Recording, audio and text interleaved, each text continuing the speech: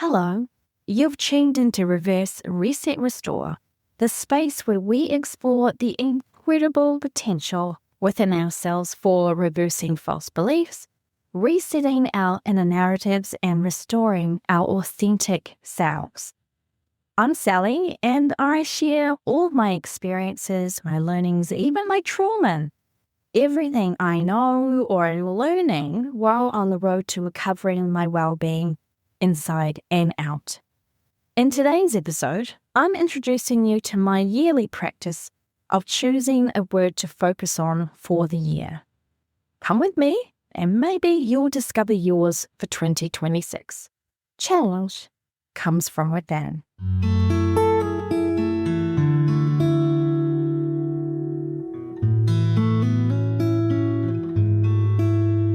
Before we start, I want to invite you to arrive just as you are.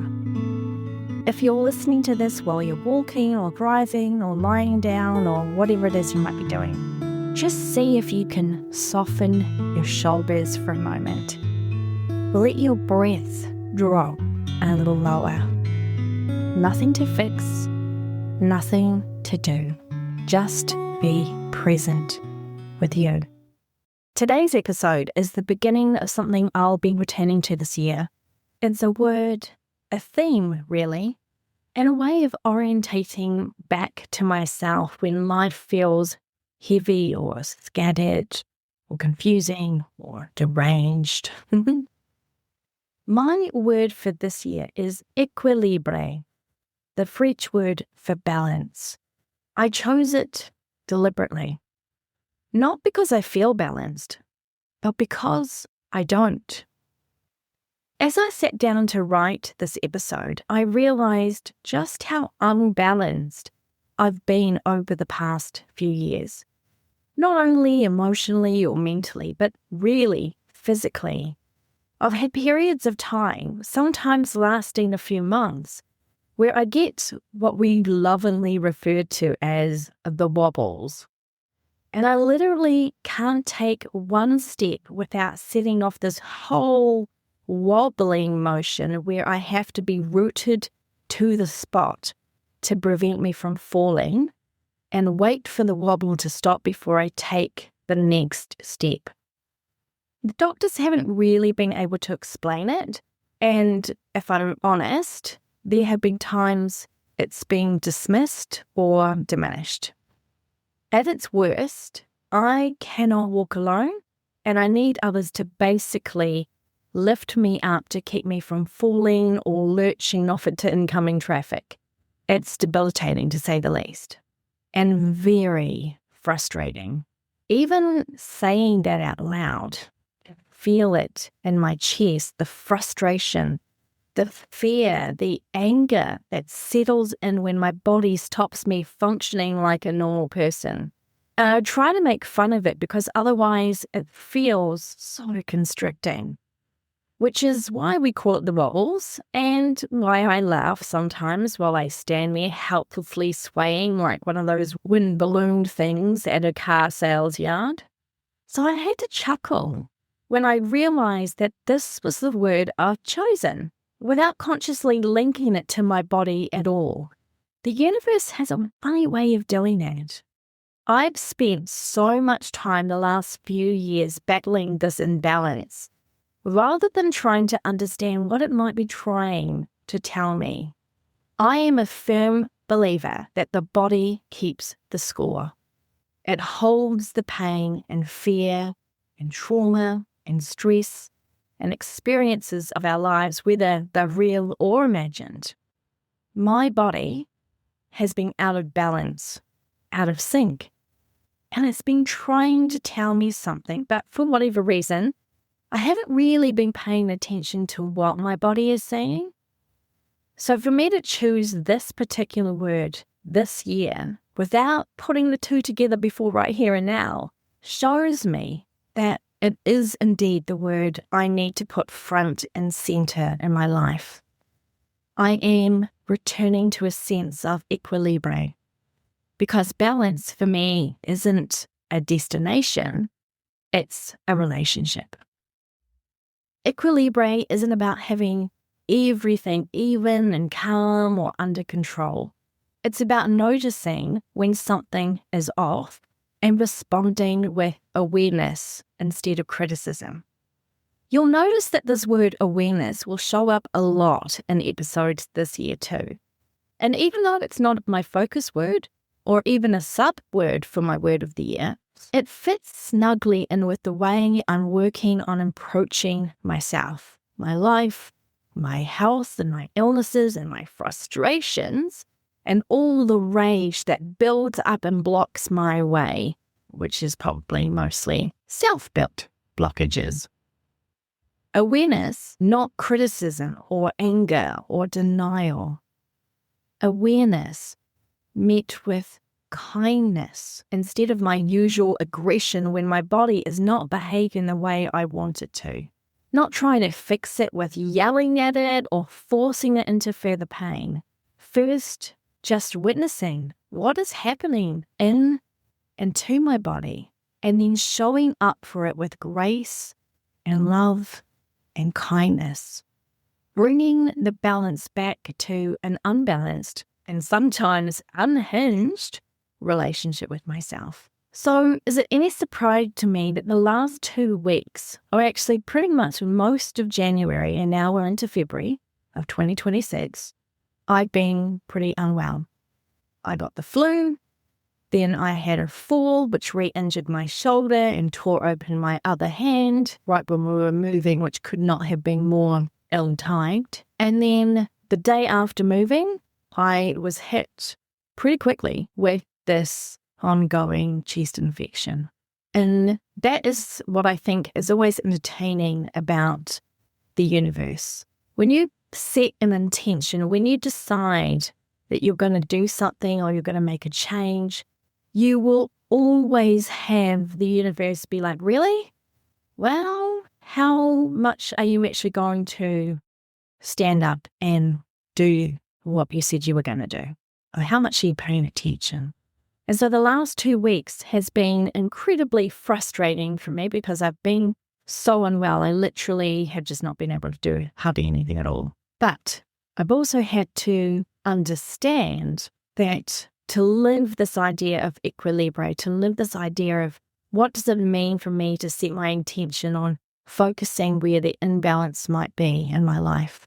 And illness is something that is out of balance for me, is how can I turn what is happening right now without judgment, without getting angry, without getting frustrated. And that's one of the things that I tend to do. I hate being sick. It gets me really angry and I take it out on my body because I call it names and I tell it off.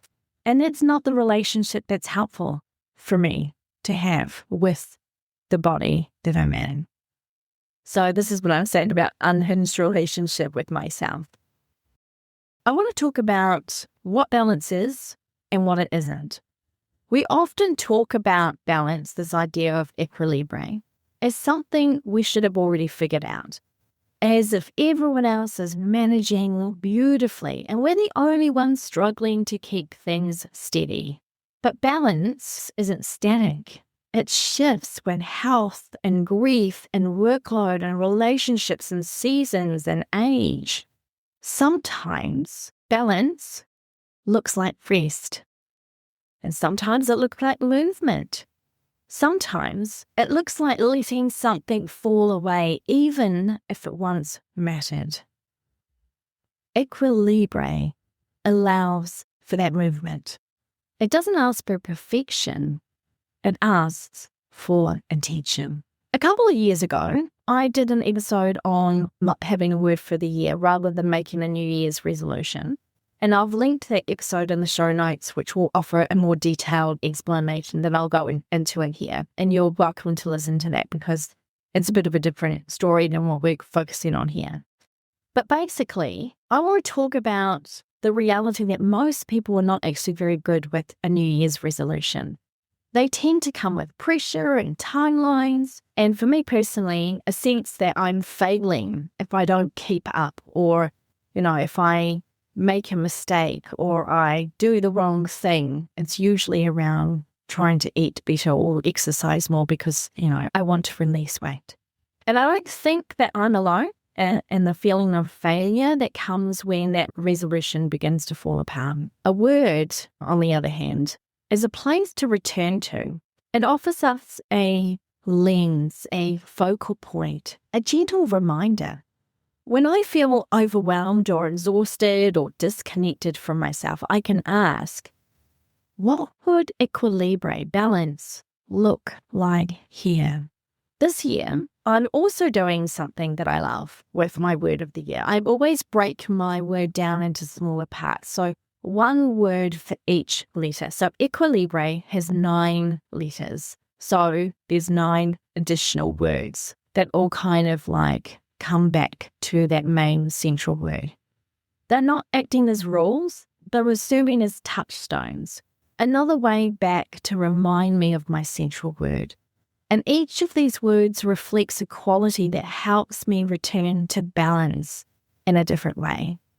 So these 9 extra words, subwords, I call them, are experience, quantum, unique, intention, loved, ignite, becoming, rhythm, and exuberance. What I'm really excited about is that actually going to do a series of all of these words and how they've tied back to the idea of equilibre. And over the coming episodes, I'm going to spend time with each of them, not to master them, but to listen to what they offer, to see how each one helps me to focus on different areas of my life that may need a gentle nudge back to balance. And the reason I want to share this with you is because I want to encourage you, whether you go, yes, equilibre, I'm inspired by that, I'm going to choose that for my word for the year as well. Or whether you go, oh, I really like this idea, I'm going to choose something for myself, but you want to come back and listen to what these subwords mean to me and how they fit together. The whole point of doing a series on equilibre. I want to talk about one of the myths that we have about the idea of balance is that it should show up everywhere at once, in our bodies, in our work, in relationships, our emotions. But balance is contextual. There are seasons where work asks more of us, seasons where our health does, seasons where grief or caregiving reshapes everything. Equilibre doesn't judge those seasons. It simply asks us not to abandon ourselves inside them. Balance, sometimes, is choosing kindness over productivity, or honesty over harmony, or rest over explanation. As you listen today, I invite you to consider this gently, without urgency. If you were to choose a word for this season of your life, what might it be? Now, not the word you think you should choose, not the most impressive one, but the one that feels like a hand resting on your back. Maybe it's already jumped in your mind as I ask that question, or you've known it before. Or maybe you're going to need some time to think about what it might be. You don't need to decide today. You can let it arrive slowly and trust that when you arrive at the right word, you will know it. Not because it makes sense on paper, but because you can feel it in your body. And that's how I knew balance was the right word for me. But it wasn't quite feeling right in English. Something about it felt too neat, too conceptual. When I landed on the French word equilibre, it clicked differently. It felt, for me personally, more embodied, more connected. And when I began choosing the words to sit underneath it, those subwords, they just arrived naturally as if they'd been waiting. That's usually how I know I'm on the right track. Throughout any given year, I keep a running list of words that catch my attention, words I think might become my word of the year for the following year. Even when the list is a good one, most of them don't make it. Not because they aren't beautiful or meaningful, but just because they don't quite land. They don't quite fit. I've even chosen a word once simply because I loved it. And that year taught me something really important about this process. Liking a word isn't the same as being in relationship with it. I didn't feel the same pull to return to it, to let it guide me across the different areas of my life. And the right word doesn't just inspire you, it stays with you. It keeps asking to be included. It becomes something you live with, not something you decide about. I've created a small workbook to accompany this idea of Équilibre, which you can download for free by clicking on the link in the description or the show notes. The workbook focuses on my word, but I've created room for you to build your own. It offers the opportunity to choose what your word might offer you this year, what you want it to be or not to be, and how it could help you move through your life from a fresh perspective. This workbook is not homework. It just is simply serving as a place for you to be able to return to reflect on. And there, if you like to write or reflect or sit with questions on paper.